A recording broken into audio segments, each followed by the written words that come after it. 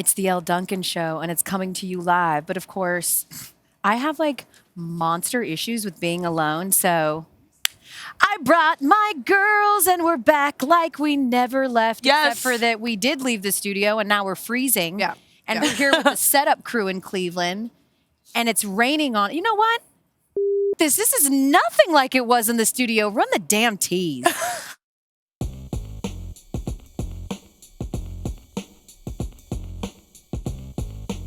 I must say, my co-hosts this week are a lot better looking and smarter than Gary. We love you, Gary. You could say that today features a lot of poise. You can say poise, or you can say poison for Caitlin Clark, because she stays killing her opponents. You see what I did there? I mean, the only thing I was good at when I was 18 was sneaking in the clubs. I can't take I definitely you did do serious that. at all.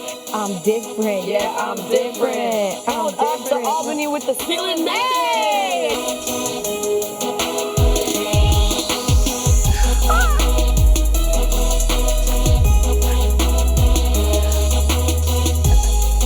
Look at the production value, ladies. The big three. You got your own intro. How about Nice. that? I feel bad and bougie. We do feel bad and bougie. Hi and welcome. I mean, she is Andraya Carter. She's Chiney Ogwumike. It feels like certainly if you watched the Elite Eight, then you already know that, and everyone did because it peaked at 16 million viewers. Oh my God. gosh. Let me just say something really quick because the response has been really overwhelming and super cool, and we're so grateful for it. But also, like, it's about the girls on the court. And I think the idea everyone's talking about what a great studio show it was is because so many people were watching the girls. The product was elite. I've never really, I'm someone who's played in 3 Final Fours. I've had NCAA tournaments. Subtle flex. Okay, yeah, but still, like. I'm someone who's a Wooden Award winner. I played in 3 Final Fours. But my point is just like, as someone who has played the game is in its healthiest place. You have stars, you have amazing programs, you have top coaches, and the crazy thing is that they're delivering. Yeah. Before, you'd be a top player and you're like, oh man, they're game planning, they're scheming.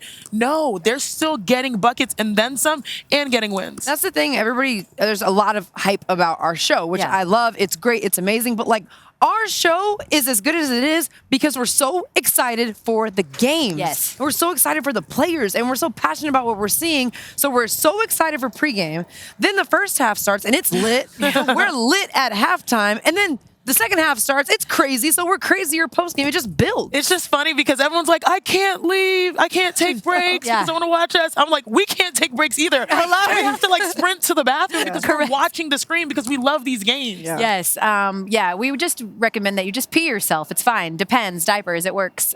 Figure it out. You know what I think is cool too? Like we meet with all the teams, giving you a little behind the scenes on Wednesdays before the Final Four, and they all come in, and it's like this big room, and the coaches come in and whatever. I thought Gino Auriemma, amongst all the many pearls of wisdom that he dropped on us yesterday, Right, yeah. one of the cool things that I thought was really cool that he said was, when he talks about the ratings aside, like all of that, the coolest part to him is the idea that people used to like some of these superstars, and the validation would be that they play like men. And he brought up Diana Taurasi, right? He's like, oh, people would say like, oh, I love her, I love Dee because she plays like a man, right? White Mamba and whatnot. And he was like, I think the cool thing that he's really been enjoying watching is people just appreciating the women playing within themselves and playing like themselves, appreciating their very specific game as opposed to having to make it about being a man. Yeah, and one thing that is super cool, and Dre and I talked about it, like this is a different generation. This is a generation that has had like unfiltered access to all things hoops. Yeah. Whether it is people, whether it is watching their legends. I mean,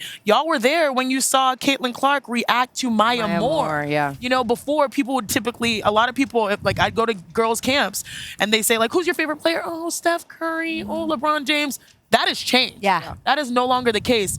It's Caitlin Clark. It's Angel Reese. It's Paige Bueckers. It's Maya Moore. It's like, those are the things that make me happy because we don't have to compare ourselves to anything but ourselves. Yeah. Yeah, that's the thing. Like, you know, there are now women like Kiki Iriafen that can dunk the ball, Ashlyn Watkins, but who have they seen dunk? Candace Parker dunked the ball. Brittany Griner can dunk the ball. And so now you see them dunk the ball. Now players in college are dunking the basketball. So young girls, they're starting to train at home to dunk the basketball. Like, there were trainers back when I played, they weren't training women to dunk. No, drop they weren't, step. Yeah, pivot, drop step. But yeah, they weren't working threat. on maxing out your vertical or your grip strength for the ball. Like, now young girls are training that way because they see that it's possible. It's really cool. It's really cool. And also, too, I mean, you mentioned them. I think, again, the idea that, like, for Brittany Griner, it was, 13, 14, 15 years ago when she was sort of coming onto the national prominence, it was the girl at Baylor that can dunk. Yeah. And not any other part of her game or her teammates or all of that. And I think the other thing that I really love about working with you guys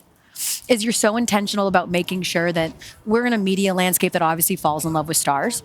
And rightfully so, I get it. It's very easy to sell Caitlin Clark versus Paige Bueckers as opposed to UConn versus Iowa. But I love that you guys always, because you've played on teams and I love how much of a spotlight you shine on all the other players, on everybody else on the team and the contributions that they make. And I love that you guys don't take the bait in just focusing solely on the superstar. You educate people, like you let people know why Raven Johnson's experience is so important, why she keeps bringing up last year and how difficult a summer with this. I just love that about you guys. I want to give you your flowers there too. And I think that the women's basketball world appreciates and loves that. And then the people that are just joining, because 16 million people peaking in that game, not 16 million of them were women's basketball sort of stans, right? A lot of them are peripheral fans. And the idea that they had the ability to learn something new about someone else is great. So with that, go ahead. I was going to say, I have to give credit for that to Carolyn Peck. Yeah. There was a tournament, I think it was maybe my sophomore year. And mind you, I was not an offensive player. Like, that was not my role. I had a lot of offensive players around me. My role was defense, hustle, heart, all of that. It was nowhere close to producing any type of big numbers. And for the tournament, they do B-roll of players. Mm-hmm. And they put me up there. And all I did was play defense. All I did was hustling. Like, it was Carolyn Peck or it was Rebecca. I don't know who was talking about me, but it just blew my mind that they picked me and they recognized the little things that I was doing. So I got to give credit to them, because that moment for me, like, to give players that maybe think they're not being seen, to give them a moment, and then for their families. Like, my family was so hyped when they heard my name. They were so excited. Like, that was a big moment for my family. So to be able to give some players those moments means a lot to me. Also, like, we hoop, right? It's not just two players on a scouting report. Right. Like, the way that you win is not predicated on just guarding the star player. It's like knowing who to guard this way or that way, or when that person, so like, that's just natural for us. And then also, I was talking to my big sis Neka about this, because she's the one in the family that's won a championship. So Thanksgiving, Christmas, I hear it. Right? Okay, so, but she always says, like, winning a championship is not about, like, oh my gosh, I'm a champion. It's about holding that trophy and looking to your left and you're looking to your right and seeing the people that helped you be great along the way. It's not just about, the star players, about the last player on the bench that rebounded for you, that said, hey, you can take that shot, that makes you hit that shot. Yeah. Or like that hedge so you can get over and get the steal. Yes. Like, there's so many little things about basketball. That's why I love the game so much. You can impact on both sides, and there were so many little things. We ain't just playing offense on one side. Yeah, like, no, it's not just offense, it's defense. There's so many little things about the game that I wish, like, if we just had time to break it all down. Clearly we're in love with it. Crazy. We're in love with Wilson. Clearly basketball is the best sport. They say sitting next to a softball player. I'm sorry. I just didn't have the high. I tried. I played. My sister was a basketball player. She was really good too. She honestly probably could have chose me too. She was short, but she was a point guard. For a point guard, she's 5'7". And she because I wanted to be just like her, I played basketball for like two like 2 seasons, if you will, just like a local. And I was so bad. Like, the first time my coach saw me dribbling the ball, he's like, okay, this is going to be your role. You're going to take charges, baby girl. And I'm going to teach you how to shoot free throws. Told you to put your body on the line that young? That's literally all I did was take charges. And I was the LeBron James of taking charges. Go. But if I had to shoot, you gotta know your role. Shit went awry. Yeah, know your role. You got to know extra your role. Possessions. All right, so with this, right, she's getting us extra possessions. She's really a glue girl. With that being said, let's talk the actual games, because you mentioned lifting trophies. We're going to do that on Sunday. Before that, we have 2 fantastic games. People keep saying, like, what are the storylines? I was like, okay, treat top storylines like ESPN storylines. It's like your first game, 36-0, undefeated South Carolina, an absolute buzzsaw, right? And then you've got NC State, which is amazing. They're like the ultimate underdog. And of course, the nightcap, people expect that those ratings that we saw for Iowa LSU are going to be obliterated by this game, Iowa taking on UConn. And it's like a choose your fighter, Caitlin or Paige. So I'll start there. You choose your fighter. I kind of know where you're going to go with this one. I want to hear. I'm curious. I think I know where you're going to go. We have to pick between Caitlin and Paige? Yes. Choose your fighter. I feel like this. Wow. You've been Okay. you're not trying to stand on it? No. I'm debating, like, there are so many great things about both of them. Okay. But, like, if I were building a team. Yes. Or, like, are we talking about this game or are we talking about, like, in general? Let's go with this particular game. Oh, shoot. Right. You see? Like, you see what I'm saying? That changes things. Look, to me, and I've been talking to, I got like WNBA group chats, right? I've been talking to a lot of players. They appreciate both. And I think the coolest thing is that these two women are the two greatest scorers right now in college basketball. And one does it analytically at the highest level that we have ever seen.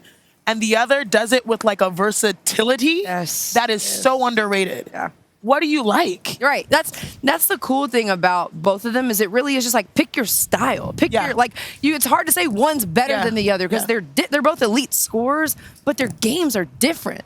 So if I had to pick, I love that you guys are tap dancing around this answer. Answer the damn question. it's so tough. Like, okay, in this game,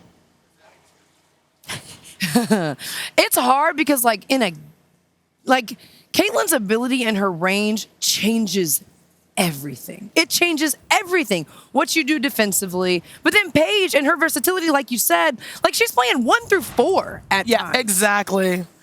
All right, Dre. The thing that makes this crazy is that Caitlin Clark defies expectations every time. So you feel like the same way you can't bet against Maya Moore or Diana Taurasi or Asia Wilson, it feels like she makes you feel dumb for betting against her. Yeah, like that's how I feel. I'm like, how did I not think? Yes, like how did I really not think? Well, first of all, I always thought Caitlin was going to play great. Like I never had any doubt that Caitlin was going to be great. But now I'm sitting here like, how did I not think Iowa wasn't going to get here? Like I chose LSU too. You know what I mean? Like now they make us all look crazy.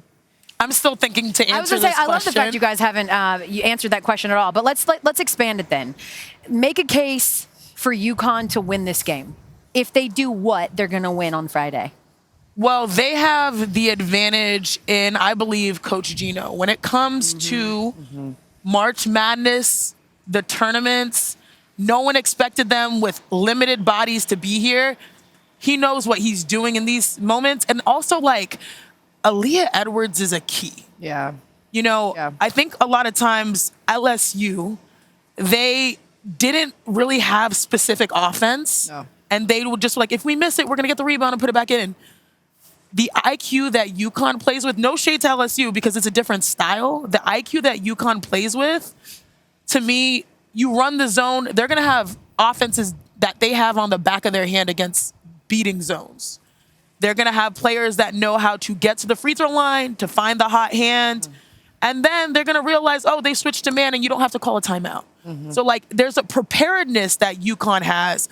And Aaliyah Edwards, to me, is the most important key because if she's able to play smart on the inside, it's going to be that much harder for Iowa to deal with, I think, UConn. Yeah, I think Connecticut 100% has a chance. They're the biggest thing to pay attention to for them to be in the game is them staying out of foul trouble. Correct. And it's brutal because what is Caitlin so good at doing? Drawing fouls, getting to the free throw line, getting on the body of people, getting to the rim. Like if you're trying not to foul her, she's probably going to shoot a layup. Yep. But if you do foul her, now you have a foul. Yep. And now she's going to the free throw line, she's still going to get 2 points. Yep. So that dynamic and that matchup is going to be huge. Can Connecticut defend effectively without fouling? Especially Nika Mule, right? Who's probably going to draw the assignment on Caitlin Clark. And she talked about fouling out before. She knows she's got to be smart. And she's your spirit animal. You love Nika Mule. Can I give a little credit? Because we're talking about, I don't want to say role players because I feel like that's demeaning because these role players are the reason why you're in the Final Four. Right. But not having a double-digit output, people are like, oh, she's playing okay. Like, no, there's a reason why some people don't touch double digits. It's because 100% your assignment is to slow down X player, Y player, and you don't care about who gets the credit. You're the reason why people win. That's Nika for them. Yeah. And people also, like, I was sitting there talking to Nika, like, she's a big guard. Like, she is. Nika has size. She's such a dog. Her energy that she plays with, the relentlessness that she plays with, and she just knows angles defensively. She has to stay out of foul trouble. It is so tempting at times to reach or to lunge or to just have a silly foul where, like, she loses her mind for a second. She's got to stay locked in, but she can make an impact. Okay, Miss Tennessee, Miss Stanford, isn't it wild that she has the all-time assists at UConn with how many great guards have come through the program? Now, mind you, a lot of them are scoring guards, but, like, to say that you own that there, to me, blows my mind. You know what's crazy, too, is obviously, played at Tennessee, loved Tennessee. But as I was sitting there looking at the players, we interviewed them yesterday, and I was just looking at their jerseys and just like UConn, like just seeing them up close, I was just like, I know they're the underdogs because no one expected to be here. But that name across their chest, that means something. Flex. Yeah. Like, I was literally just at one point just staring at the uniforms like wearing that uniform is different. It's a flex. Yes. It's a huge flex. Yes, it is a flex. And very quickly, make a case for Iowa winning this. And listen, apart from Caitlin Clark, we know Caitlin Clark's going to do her thing. Like, that's not revelatory to anybody. But make a case for Iowa winning this game. They'll do it if. They'll do it if. I'm going to go with defensively, whatever they decide to scheme to limit Aaliyah Edwards, to limit Paige Bueckers, if they execute that and run.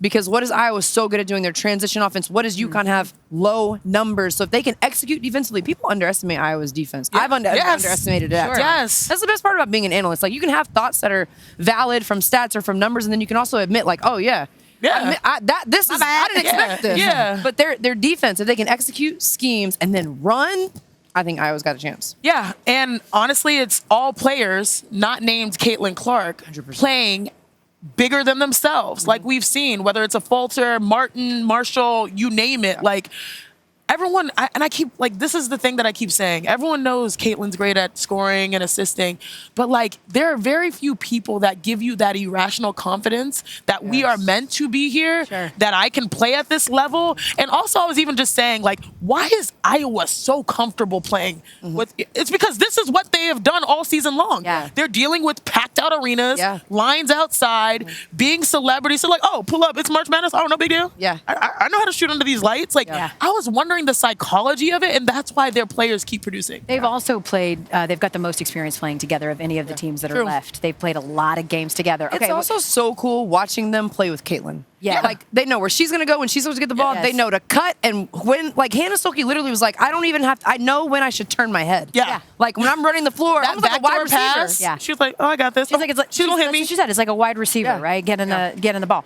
All right, when we come back, we're going to preview NC State and #1 overall seed South Carolina. The Elle Duncan Show coming to you live from Believeland. Do you still call This it that? is for you. Okay. Going to put on a show tonight. Caitlin Clark, she's the show. Oh my! It's good. You better call somebody. You know my name now. Floating in the air, Isaiah James. Paige Bueckers are not even supposed to be here. I'm pathetic. Still undefeated and still dancing. That's what makes the Final Four so fun. Anybody can take it. And UConn, South Carolina, the Hawkeyes are headed back to the Final Four.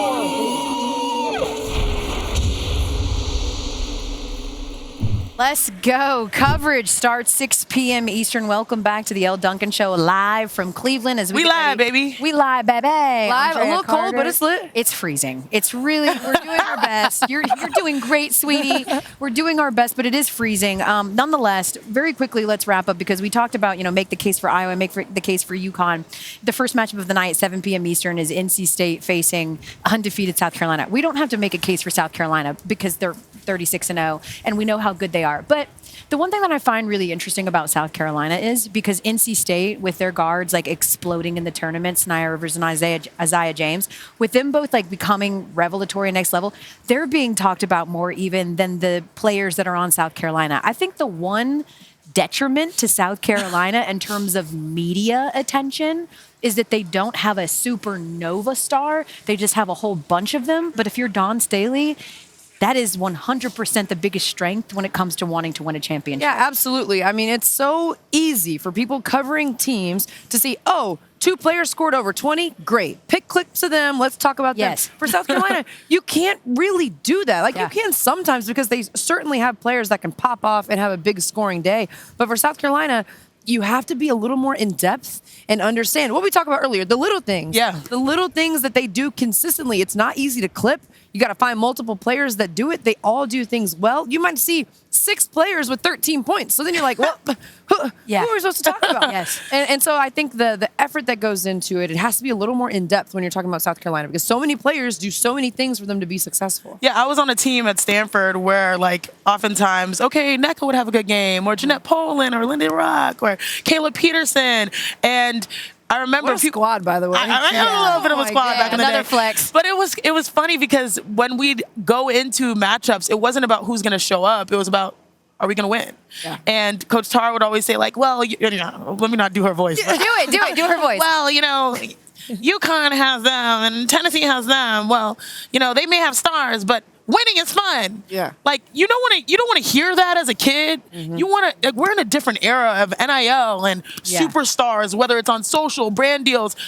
Kids look, and I don't want to say kids because these are young women. I've been saying kids all morning. And I know. What is going on? It's just that we're getting old. Welcome to 30, baby girl. Yeah, we're just getting old. But they're looking to their left and their right, but they chose South Carolina for a reason. Yeah. They chose because they know that winning is the ultimate validator to their talents. Yes. And to me, even though there are stars in the big landscape of things, they want to win it all. You know what it kind of feels like? Like who gets the last laugh? Yeah. Like, all these stories and all these, if you're on South Carolina side, you're like, who laughs the hardest. Yes. So the biggest story is the one at the end. Correct. And I think that's the story that they want. Yes. In 60 seconds, tell me how NC State can pull this miracle. It would, by terms of just exceeding in expectations, it would be a, do you believe in miracles? Giant Slayers, Yeah. taking down number 2 Stanford, taking down number 1 Texas. This is a team that has dealt, they were the it team to start the season. Then they dealt with some adversity. Now NC State, it's their guards. Yeah, it's the guards. 100%. I don't know. I keep saying it. I don't know if there's a player other than Caitlin Clark that has come into the tournament hotter than Isaiah James. Isaiah James has been phenomenal. Yeah. Her field goal percentage, her 3-pointers, the confidence she's playing with, they get downhill. I'm saying the key for NC State, lean on the guards, get downhill, be the aggressors, knock down shots, and then just play Solid defense. defensively. Play solid. Their offense is so good. Yeah. They just have to play solid defensively. Now, it's a tall task, literally tall, but it's the offense for me. Their ability to get down in transition, get out, run. It's interesting because both teams play fast, but I don't think NC State's going to try and slow down for South Carolina, at least to start the game. I think they're going to be all go. I think the heat check is going to go crazy. Yeah, has to go. Has to. Because what do they have to lose? That's Exactly. another thing. That Literally. mentality is they don't have anything to lose. What's going on in their loosest team. schools? Men's, women's, what's going on here? I know. Right. It's insane, right? NC State men and women both in the Final Four, both underdogs and both playing the number 1 overall seed. They're playing very loose, and we saw that in their media availability yesterday when they were so fun. We'll end the show with that. But let's get to are they tripping? Or we be tripping? Or is someone tripping? Whatever they put on the graphic. Why you tripping? There we go. We were going to get there eventually. Angel Reese getting a lot of backlash for her press conference after they lost to Iowa. So I want to play the sound for you and just get your thoughts. I don't really get to stand up for myself. I mean, I have great teammates. I have a great support system. I got my hometown. I got my family that stands up for me. I don't really get to speak out on things just because I just try to ignore, and I just try to stand strong. I've been through so much. I've seen so much. I've been attacked so many times. Death threats. I've been sexualized. I've been threatened. I've been so many things, and I've stood strong every single time. And I just try to stand strong for my teammates because I don't want them to see me down and not be there for them. So I just want to always just know, I'm still a human.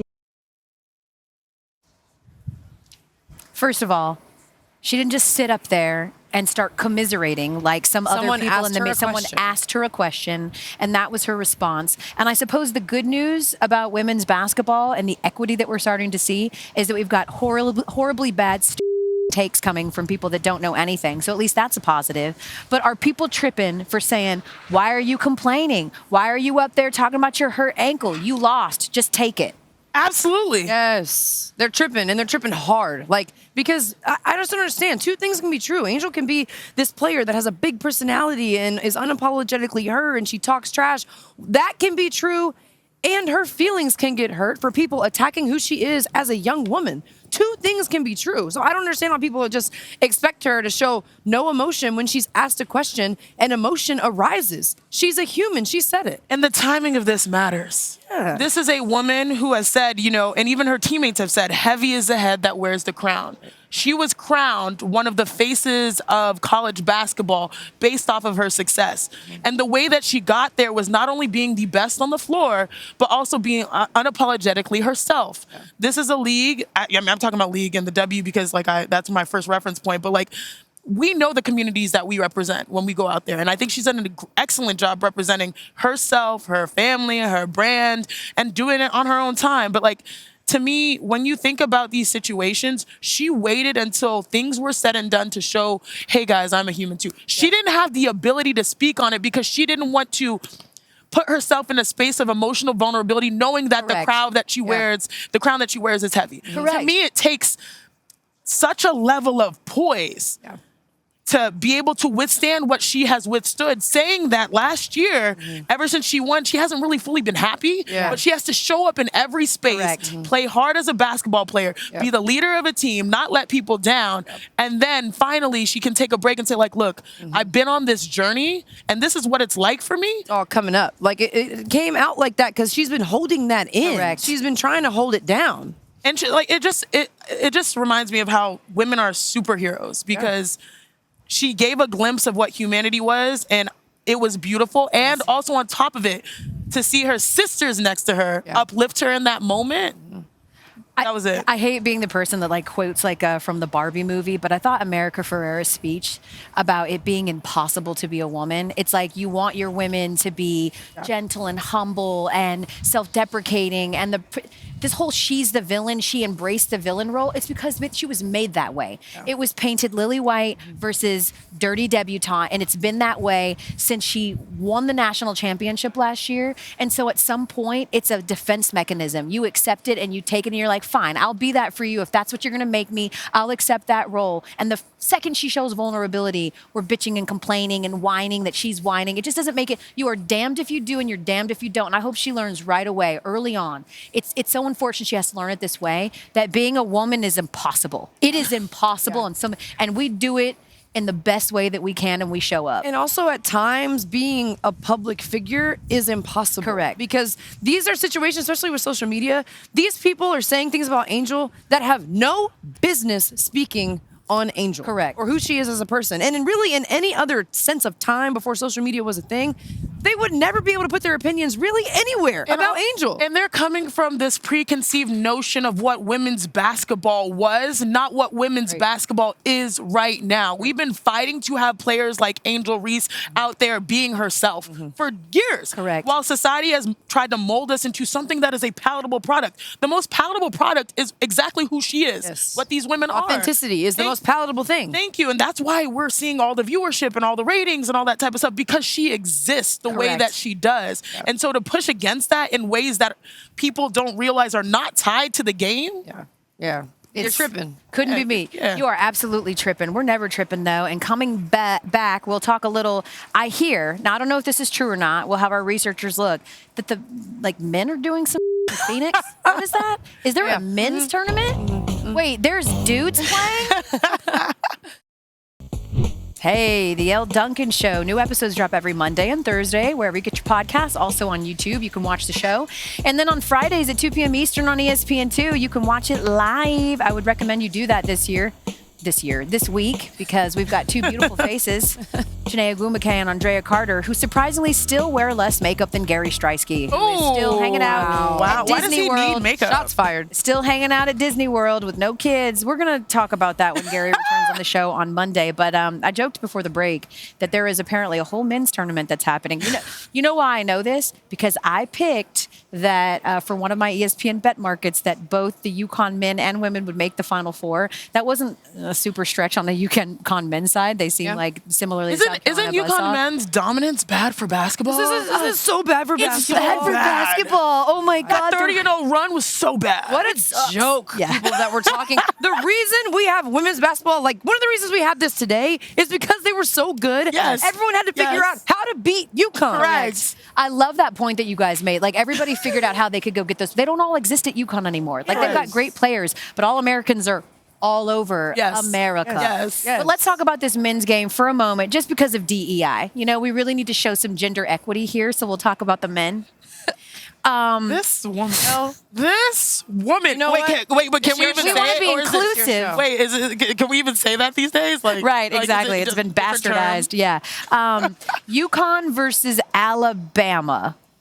Now, here's the thing. You guys both obviously cover the men. You're on Men's Game Day. You're very plugged into this. Do you think that anyone, like, when did it feel like it was inevitable, like Thanos, that UConn was going to be in this moment? And does it still feel inevitable that they're going to win?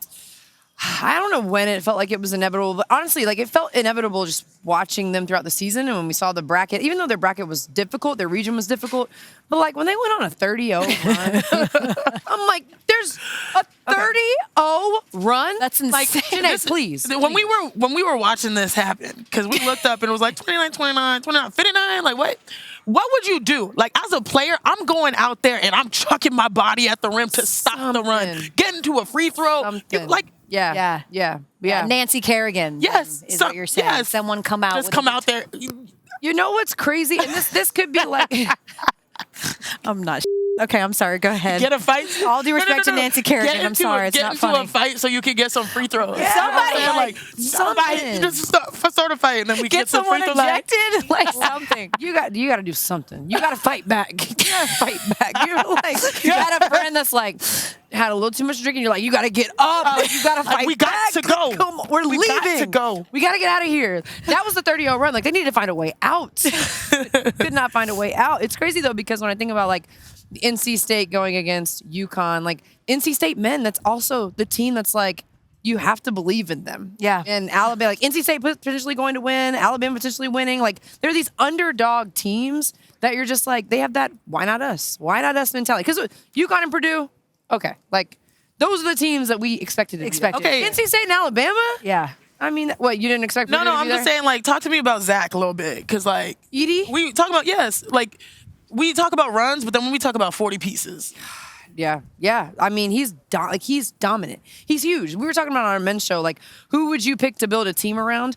And a lot of us are like Zach Edey because in the college game, you can't do anything with him. Tennessee fans are mad because he was spending like 6 seconds in the lane. That game was going on while we had a show, so I actually couldn't tune in as intensely as I would have liked to. But it's like, what do you do with him in the middle of the floor? What do you do with him?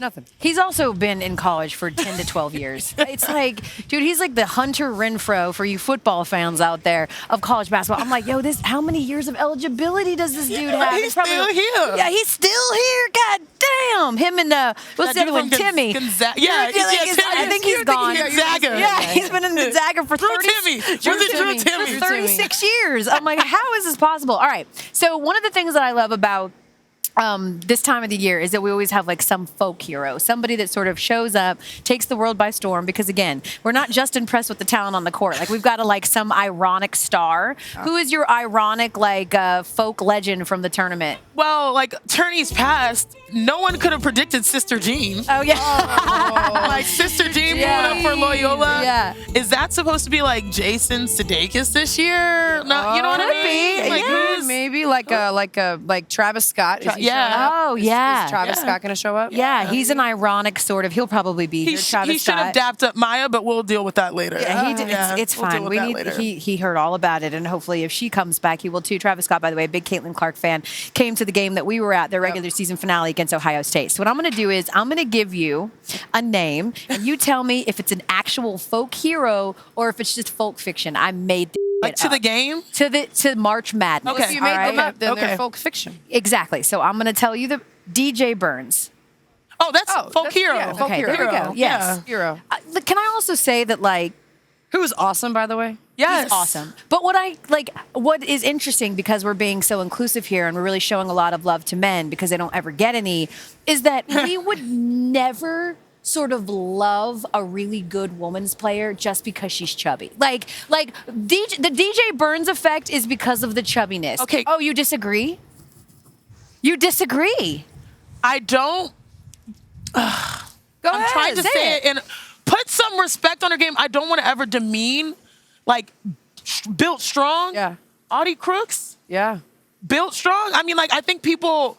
What I loved about what Iowa State did, yes, exactly. Like, I don't want to demean with like the comparison, but like, I love how people are starting to respect. Like, when I started playing, there was a real thing where like, coaches would shame you for not having a typical build. Nowadays, are you built for buckets? That's all that matters. Are you built for buckets? She's built for freaking buckets. Yeah. 40 points, most ever in a freshman debut in 25 years. So yeah, I mean, and like that's also like evolution of the game. Like as far as how the games have been grown. Like DJ Burns, he had a did a little interview, and he was like, I grew up watching Hakeem Olajuwon, but I ended up looking like Zach Randolph. Yo.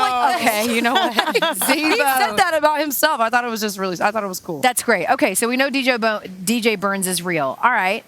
Reed Darren, who helped Northern Colorado upset UCLA despite the fact that his shorts were backwards for the entire game. This is back in 2002. Is that real or fake? That's real. I'm going to say that's real. Fake! Dang! Did you guys ever have any uniform flubs? Uh-oh. Yeah, the scariest thing is running out for a game and not realizing whether your jersey is on underneath your warm-ups. Oh, no. Oh, no. When I played AAU basketball. For us especially. Hello. Take it off. Ratings bonanza. That's all the way up. When I played AAU basketball, the team I was on was 2 years older than me, so I was like the baby of the team. My first game with this team, I'm on the bench, like I'm so nervous, I'm ready to go. It was the Georgia Elite. Shout out to Georgia Elite. Y'all were good. Yeah, we were elite actually. Yeah. Ran out onto the court, shorts backwards, and my coach, shout out to Tim Ellis also. He's such a sarcastic asshole. I would say that to his face. He literally is. He embraces it, and they gave me so much hell for having my shorts on backwards. He was like, "Hey kid, come on out, your shorts are on backwards," just in front of everybody. It was a good time. It's okay. You survived. Yeah, you survived, and now you're thriving. All right, RJ Hunter hits a clutch 3 to upset Baylor, and his dad falls out of the chair on the court. That's got to be real. I feel like that's a real. RJ Hunter? I don't know the name, but somebody's dad falling out. I feel like I've heard of this happening or seen something. Really? But maybe, I don't know. I feel like it's fake. Come on, Dre, for the brand, it's Georgia State. This is real. You don't remember? Yes, I thought you fake. said I thought you said he played for Baylor. Oh, he hit against Baylor. I knew Baylor. it. Yeah, He played I for saw Georgia that State. before. Remember that? Yeah, His dad was the talk of the tournament for the Yes. 2 more games they were in it. Oop. And he fell out of the chair, and Georgia State goes on this improbable sort of run. I remember that. Yeah, it was fun. All right, I got one more for you. Real or fake? Fake. Wes Perez. You know what? Wes Perez, coach at Western Kentucky, appeared to pee his pants on the sidelines against Kansas. Yeah, that's fake. No, Wait, that's fake. That's fake. No way. You're right. It's fake. Fake. First of all, I knew it with Wes Perez. Yeah. That's not a real person, right? I don't know. Wes Perez. I was like, that ain't a real name. You're like, I've never heard of a Coach Perez. That's too cool. Nah. All right, when we come back, we will we will throw a couple of Chene and Drea's teammates under the bus. Oh. What? That's more. Oh, you did it to me. You did it to me before. I did. Start or bench him. Yeah, I know. Oh. Hey, tell somebody that the Elle Duncan Show is litty. New episodes every Mondays and Thursdays, wherever you get your podcasts. You can watch it on YouTube. It's on Spotify, and also on Fridays, 2 p.m. Eastern on ESPN 2. Hey, in case you missed it, Joel Embiid makes his triumphant return. I've just been doing this. What are the Sixers 5th, 6th in the East? What's going on right now? Where are they at? Nobody knows. I love that. It's we are right now in the women's basketball world. We got no idea. He says, though, that being out and the injury really took a toll mentally on him. He said, usually when I have injuries, I just tell myself, move on to the next one, get better, and then fix it. He had 24 points, 6 rebounds, and 7 assists. But he said this one took a toll mentally. He was depressed. It was just not a good break. And Chene, you certainly have had to battle injuries in your career. I'm just wondering, the mindset when you're sitting there watching your team, watching them fall in the standings, and then what it feels like to return. It was so difficult for him, and I'm glad he sort of spoke to the mental aspect, because not only was he watching his team, but he was watching his team playing like an MVP. Yeah. Leading the league at the time that he got injured and scoring. And so for him to really have the initiative and the confidence to come back, even though you only have, wait, hold on. Sorry, guys. I couldn't help myself. The Sixers only have 6 games left in the season. You know what I mean? Yeah. She's been hanging out with me way too long. It's enough time for him to get his legs. But what was most impressive to me was that first half, he was tired, he was bent over, and he still gave you 24 and helped you get the win. Some things that translate, even though he may not have his stamina, his ability to get to free throw line. He's number 1 in the NBA in free throw attempts. And then also just his defensive presence. That's a game changer. Now at his game, I respect that he came back. It could have been easier, to just say, you know what, let me just extend this vacation. We're not really in the mix. But he did the right thing. And hopefully, he stays healthy. But I don't know how much noise they're going to make. But as long as he's on the floor, he's going to be a problem for whoever they go up against. That's what I was going to say. His presence alone on the floor, stamina or not, his presence alone changes everything. Sure. Just him being out there changes how they defend. He's also a good passer. He can find his teammates. Him being on the floor makes things different. I do think the point about coming back, because honestly, if he didn't come back, no one would really probably say anything. They were like, yeah, that makes sense. I get it. He could honestly say he still wasn't feeling great. You know what I mean? Like, there's a million reasons why he doesn't have to come back, and he does because he's a competitor.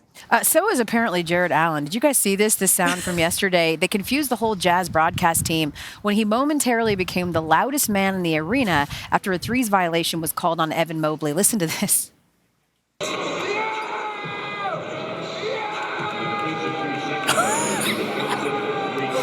I mean, bruh, it's just a lane violation. I don't understand. I don't know what Jarrett Allen's doing. I'm not sure either. So someone on Reddit that we apparently can't say their name. What? On this show? What was her name? Like at 30 or... I just said it anyway.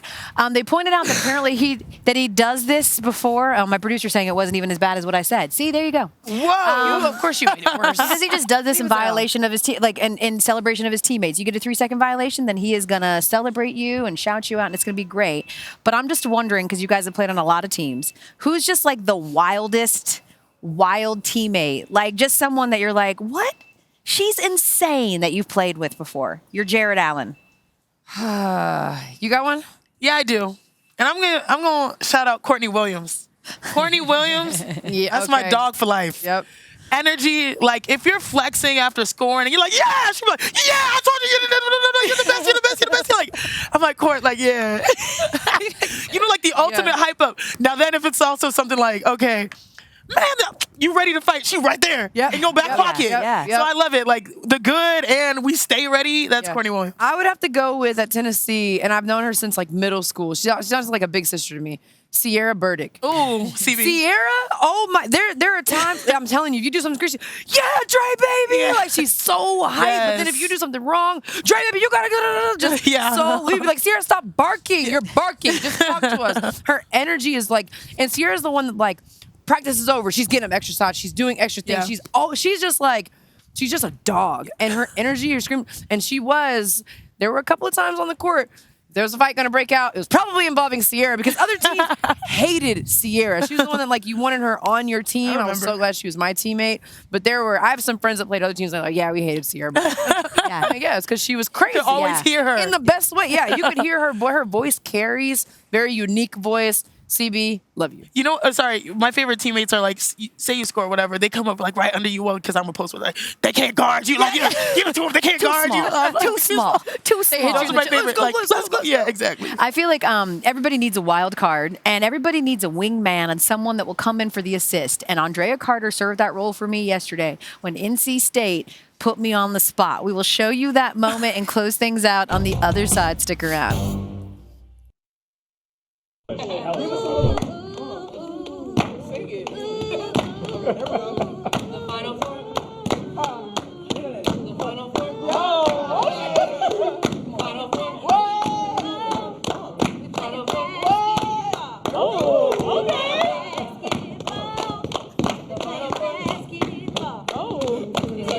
Cut you. NC State. It's NC State. Oh. Who's rapping? Good else. Everybody wants to see a pain. Everybody wants to be right back.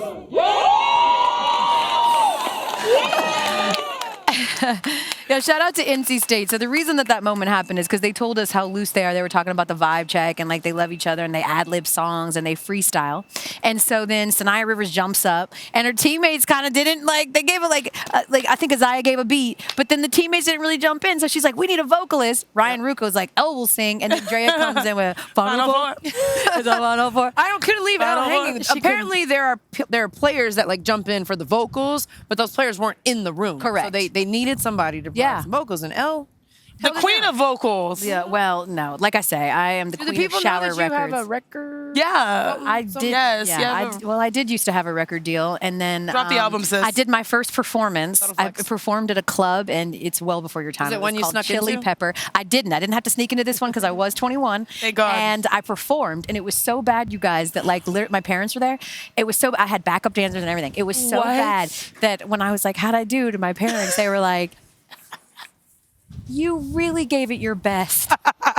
I was like, and my career is over. With that, as we say, your voice is fire. It's okay. But as we say goodbye from the Elle Duncan Show, remember that we want you to subscribe, rate, and review, and listen to the show on Amazon Music or wherever you get your podcasts. We want to say our coverage continues. We've got the Hall of Frickin' Famer Carolyn Peck joining the desk on Friday. We've got Aaliyah Boston joining the desk on Friday. So much amazing women's basketball coverage. And with that, I think that we're going to, can we ad-lib something on the way out? Let's put Shanae under the bus. Let's see it. Let's put you on the spot. Can you give us, you're from Houston. Can I you need the vocals. Can you give us some Travis Scott? Okay, so you give us a beat. I'll do some vocals, and then I want you to rap out. Yeah. Final Four. No, you can't steal. Final Four. Shanae. These ladies score. Shanae. At the Final Andrea. Four. Believe land. ESPN is our brand. I'm going to the same thing I did before. Ogwumike, Andraya, Carter Bay. Carolyn Peck is the boo for life. We want you to make us your wives. No, we don't. Yeah, no. Oh, no. That's a lie. good. Should we freestyle?